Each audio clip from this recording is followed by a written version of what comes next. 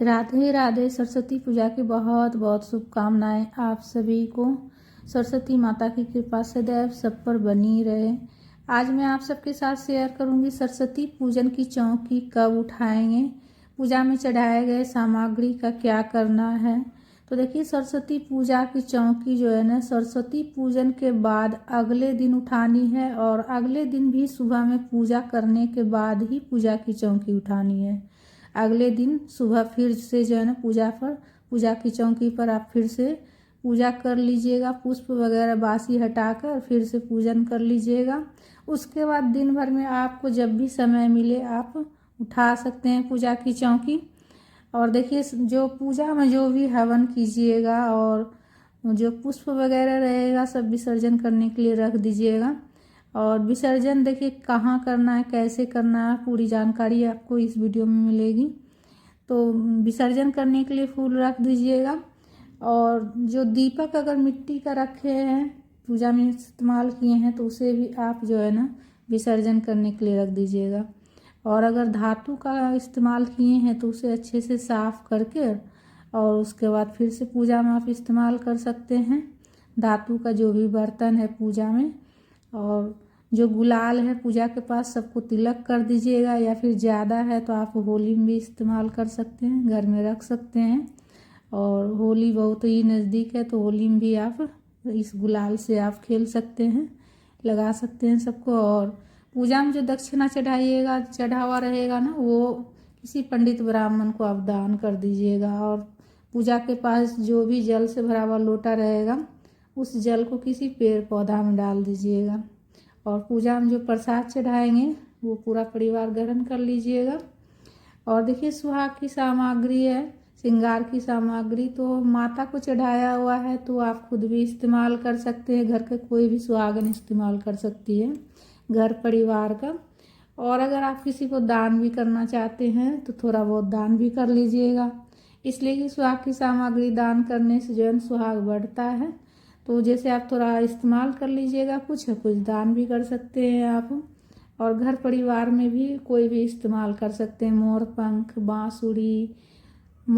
बांसुरी या जो भी आप चीज़ चढ़ाइएगा, जैसे मोर पंख वगैरह चढ़ाइएगा तो वो आप घर के मंदिर में रख दीजिएगा, इसलिए कि मोर पंख जो है ना घर के मंदिर में रखना बहुत ही शुभ होता है। पूजा की घंटी वापस आप मंदिर में रख दीजिएगा।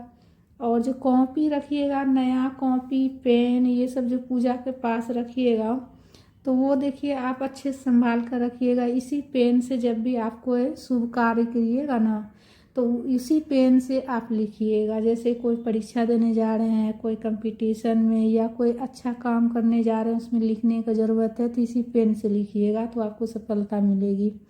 और जो नया कॉपी रहेगा वो घर में जैसे कोई भी बच्चा पहली बार लिखना शुरू करे तो इसी कॉपी में लिखेगा तो ज़्यादा अच्छा रहेगा, छोटा बच्चा।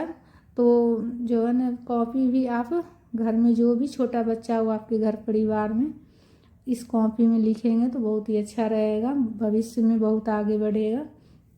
तो इसीलिए से इस कॉपी को, नया कॉपी जो चढ़ाइएगा घर के बच्चे को दीजिएगा इसमें लिखने के लिए। और पेन भी संभाल कर रख लीजिएगा। गणेश जी को वापस हम विसर्जन करने, अगर विसर्जन करने के लिए आप रखे हैं तो विसर्जन कर लीजिएगा, नहीं तो देखिए वापस घर के मंदिर में रख देंगे, ठीक है, जनों सहित ही रख देंगे घर के मंदिर में। या फिर विसर्जन कीजिएगा तो भी जनों सहित विसर्जन कर सकते हैं, या फिर कोई जनों पहनना चाहे तो पहन सकते हैं। और देखिए, कलश के ऊपर का जो नारियल है, नारियल देखिए बहुत से लोग विसर्जन कर देते हैं, बहुत से लोग जैसे कहीं आसपास मंदिर हो तो वहाँ ले जाकर रख देते हैं।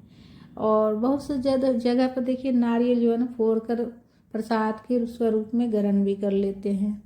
तो हमारे यहाँ तो जो कलश के ऊपर नारियल रखाता है, पानी वाला नारियल रखाता है, वो हमारे यहाँ फोड़ कर प्रसाद ग्रहण कर लेते हैं। और जो कलावा बांध रखिए लपेटा हुआ जो रहेगा, पूजा में जो भी कलावा का इस्तेमाल कीजिएगा घर में कोई भी उसको अपने कलाई पे बांध सकते हैं, माता सरस्वती का चढ़ाया हुआ है तो कोई भी घर में जो है ना कलाई पे अपना बांध सकते हैं, बच्चे को बांध दीजिएगा, पति को बांध दीजिएगा।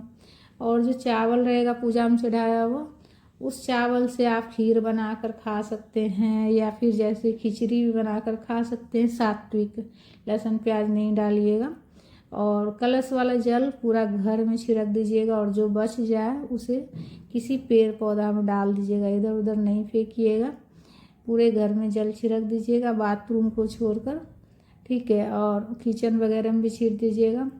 और जो कलश में जो सिक्का रहेगा, गांठ वाली हल्दी रहेगा, सुपारी रहेगा, उसमें से सिक्का आप अपने तिजोरी में रख दीजिएगा। बाकी चीज़ विसर्जन करने के लिए रख दीजिएगा, जैसे सुपारी है, गांठ वाली हल्दी है, वो सब विसर्जन करने के लिए रख दीजिएगा। और जो कलावा बांधे हैं कलश में, वो भी जो है ना आप जो है ना घर में किसी बच्चे को मतलब अपनी कलाई पे या फिर पति की कलाई बांध दीजिएगा। तो सारा कलावा जितना भी माता को चढ़ाया हुआ कलावा है सब बांध लीजिएगा, घर परिवार के बच्चों को बांध दीजिएगा।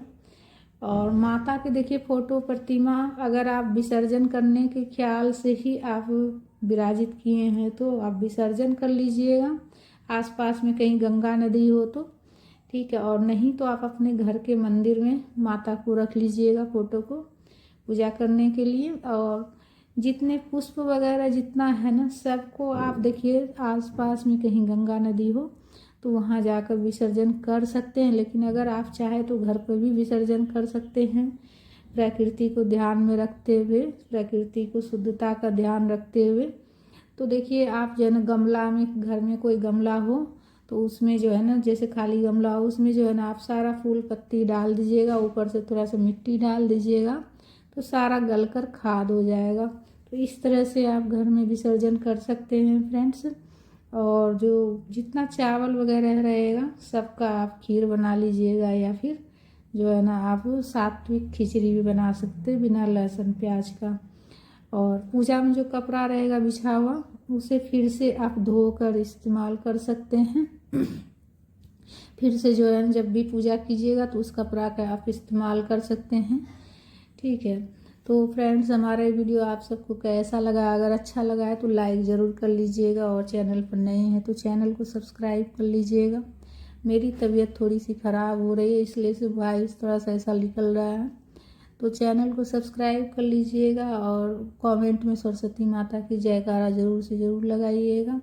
फिर मिलते हैं नेक्स्ट वीडियो में आप सभी से। राधे राधे।